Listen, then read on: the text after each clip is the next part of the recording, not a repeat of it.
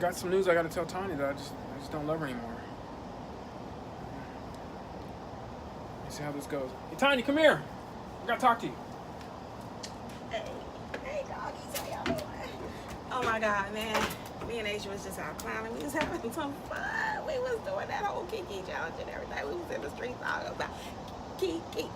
Do you love me? Will you ride with me? Will you never leave from beside me? Hey. Hey. I got something I got to tell you. I'm out here trying to have fun. Why are you trying to ruin the fun? Hey. I'm your Kiki though. I'm your Kiki though. This has been weighing on me kind of hard. And what? I want to tell you, now's the time that I got to tell you. Tell me what? Why are you lying? I'm not playing. It's something I got to tell you. Is it something serious? You lose your job? No, nothing like that. You didn't lose your job? Oh, thank God. Thank God. Well, what is it? I just don't love you anymore. You don't love what? I don't love you anymore. We've been together 15 years and you trying to tell me you don't love me anymore? I just don't love you anymore. That don't even sound right. You don't love what? Wait a minute, what? Come again? I do not love you anymore. How does love go away after 15 years? I don't know, I just can't do it. You just gonna break my heart like this? I got something for you. Man. But you can't just wash away 15 years of love. But I'm about to wash you the same way you just washed my heart. And all the love down the drain. You about to feel my heart. I can't stand you. Drop the mic.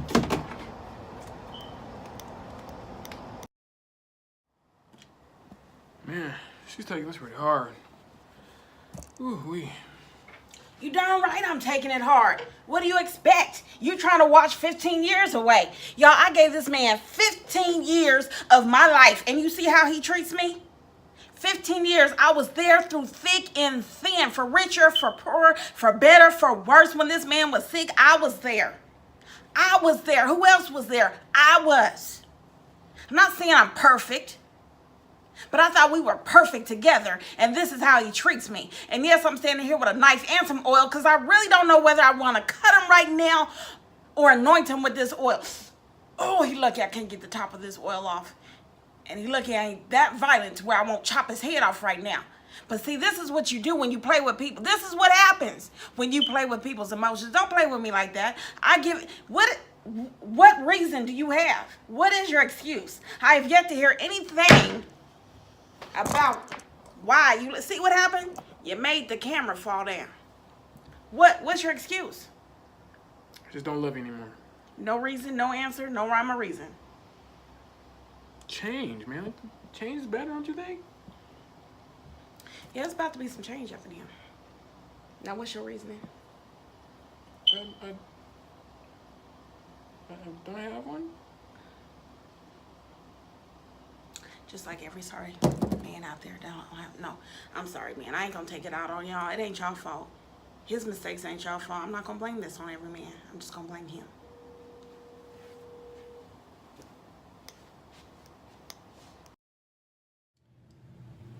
Marriage at Best coming at you. Live. All right. So we did a few reenactments, and you know, it's thank God it's truly not our story, but it is someone's story. Put my knife down before I really use it on you, okay? Goodness gracious. Had to show the evidence. Oh, Lord. I mean, unfortunately, this story has come to me a few times by a few different women this month alone. And unfortunately, I haven't heard from the men's side, but I have had women come and say, you know what, my husband just out of the blue said he doesn't love me anymore. Why not? And in most cases, they can't even give a reason. One man even said, I'm not in love with you anymore, but I love you like a sister. How you love somebody just like a sister, like a play cousin or something? After 15, 20 years of marriage, have you lost your mind? Have we not? Do we not remember the covenant vow? Covenant vow, a promise before God and to one another, is forever. Ever. And how do you fall out of love unless you were never truly in love? Were you lusting throughout your marriage? Because lust fades, but true love never dies. So I don't understand it. I don't understand it. So this message today is to help those couples, hopefully rekindle, because we don't want to see couples break up over foolishness, over dumb reasons, okay?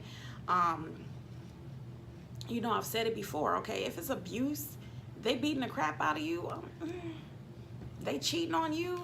Run. Should run. But we have seen couples get back together after they've cheated. So, anything is possible through God. So that's why I don't understand when you say you fall out of love. How do you fall out of love? God is the source of love. It's not Did you temporary. check your source of love before you said, I'm no longer going to be in love? Seriously? We're going to come at you with a few points, and then we're going to get out. We're going to be done. We're not going to keep you long today.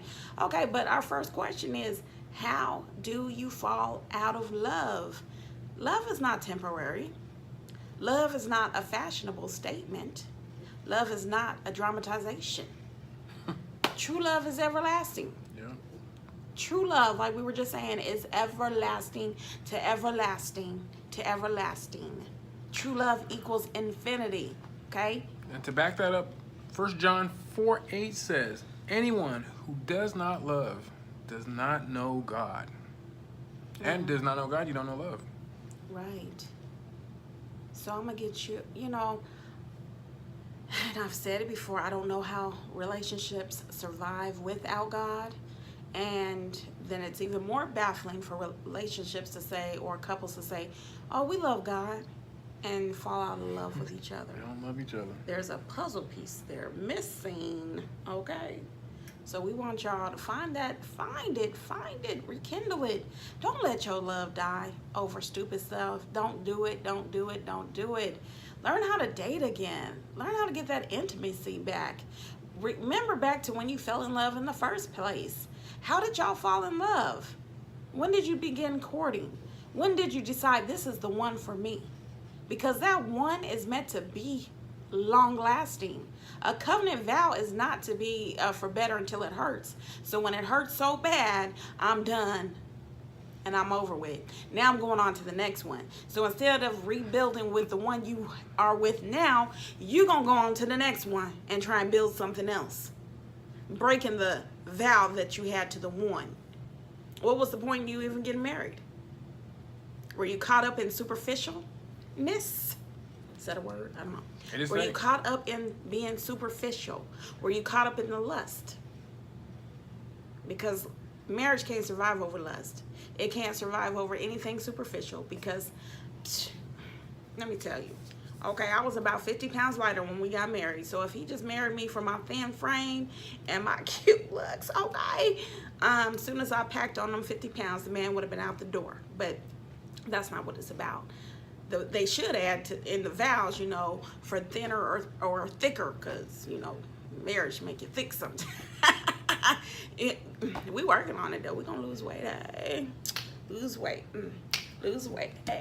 Lose weight. Oh, sorry. Okay, my husband wants me to kind of stick to our point. So point number 2, okay, to vow or not to vow. Okay? You make the call. Yes, that is the question. A vow is a contract.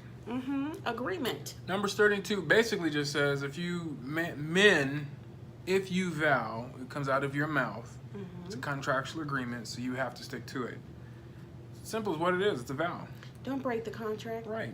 Don't break the covenant vow. Yeah, we'll break our vows before we break a car contract, before we break our mortgage contract, before, stupid little contracts. So what happens when you break the contract?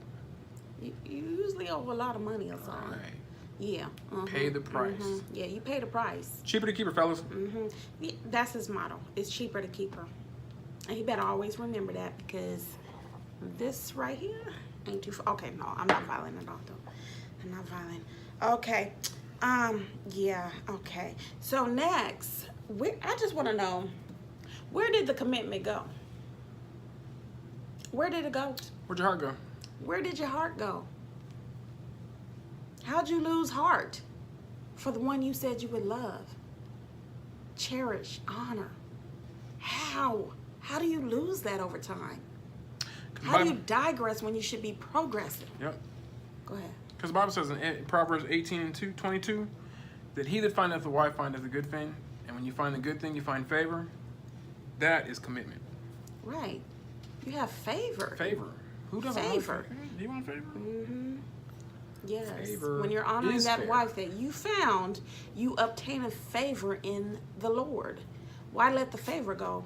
All because you're now selfish and wanting to walk away because somehow the love is fading. I want you to think about this. Those couples who are going through this, think about how or what is causing that love to fade. Because Mark 10:9 says that what God puts together, let no man separate. So what's causing the separation? What's causing the division? All of a sudden you got a pretty young thing on your side? Because yes, those are the stories I've heard just this year. My husband left me for someone twice, half my age. How do you do that? How do you leave your grown wife for a child? I don't get it. And Scooter. I was dead serious at the beginning because I still want to know why me and twice my age trying to talk to my daughters. See, we're from Colorado. We don't do that there. But they say here it's a southern thing. People just used to it. I ain't down with that. I'm down with that. Don't work. Okay, so the next question is, do you know or have you ever known what love is?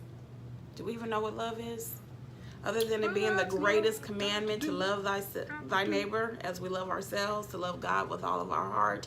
When you have that kind of love in body, you, and soul. right, you can't stop loving. And I know loving your neighbor is not the same kind of love. You just love.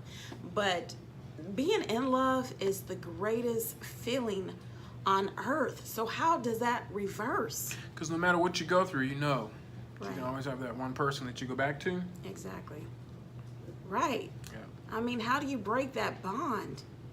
I just, us being in love, I can't see us falling out of love. Because to me, it would have been a false love, a superficial love. And the lust we were talking about, that type of relationship, but not real intimacy. And you also can't base a relationship on just sex. We don't talk, we don't communicate, we don't hang out, we don't go to church together, but we have relations. What kind of relationship is that? You went to the country on that. Yeah, I'm trying not to say the SCX word. Why not? I guess we can't. It's not X-rated here. Okay, but anyway, you'll never be able to build a relationship on sex alone. It's not going to work. It's not going to happen. I wrote a blog a couple years ago that says makeup sex is not the remedy. You know what? Because it's not. You can get in an argument, fuss, and fight, and then you have sex, you make up. No. If you didn't talk that thing through, guess what? Whatever you were fighting over, it's going to resurface because it wasn't resolved. It was just covered up with a Band-Aid, and that Band-Aid was sex, okay? You can't live like that, all right? Cannot. So our point of the matter is we don't understand how you fall out of love unless you were never in love in the first place. And if you were never in love in the first place, let me ask you this question. Is it possible to now fall in love with the person you said I do to? Whether it's 5 years ago, 10 years ago, 15 years ago, how can you rekindle? Don't just walk away. Don't give up. There's something still there. There's got to be something there. There's got to be something there. But all we can do is encourage you to pray. Give it over to God. Place God first. And a lot broken marriages, broken anything is because we're not honoring God. We're not placing him first.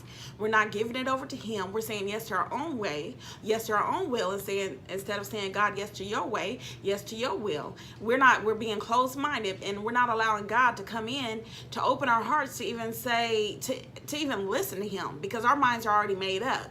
We're gonna leave, and we don't want to hear what God has to say. That's not what we're going to do here, okay? Marriage at Best is going to encourage you to listen to God, tune in to God, and hear what God has to say. So trust him. Yes, trust in the Lord with all your heart and lean not to your own understanding. Because I understand your understanding is going to be confused. But if you acknowledge him, right, he'll put everything right in the right path for you. And if things are confusion, there's a lot of confusion, pray, because God is not the author of confusion. Nope. And that's how you know God's not a part of it. Let's do things in decency and in order. And in order. And that's what we're going to do. So I hope you liked our skits. Subscribe. Follow us on Marriage at Best. Hit us up if you have any questions. You can comment to this broadcast, but you can also hit us up on our Facebook page, Twitter. Let us know how you feel. Let us know if you're going through this.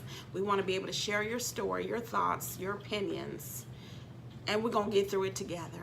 All right? Have a blessed day. And I'm going to try not to cut him. All right. We love you. Marriage at Best. Signing off.